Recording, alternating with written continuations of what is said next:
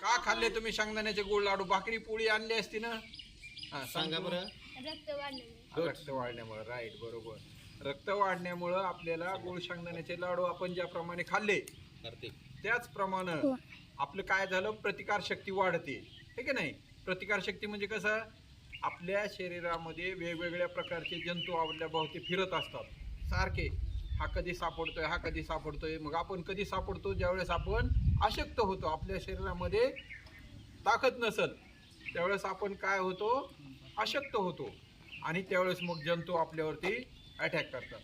मग त्याच्यासाठी गुळ शेंगदाण्याचे लाडू खाल्ले की आपलं रक्त वाढतं, म्हणजे आपली प्रतिकारशक्ती वाढते, हे का नाही? आणि दुसरी गोष्ट अशी आहे की आपल्या शरीरामध्ये त्या जंतूचे आपण जे इंजेक्शन वगैरे घेतो, ते इंजेक्शन घेतल्यानंतर आपल्या शरीरामध्ये काही पेशी तयार होतात आणि त्या पेशी काय करतात, आपल्याला एखादा जंतू जर आपल्या शरीरामध्ये शिरला तर त्या पेशी ते जंतूला खाऊन टाकतात.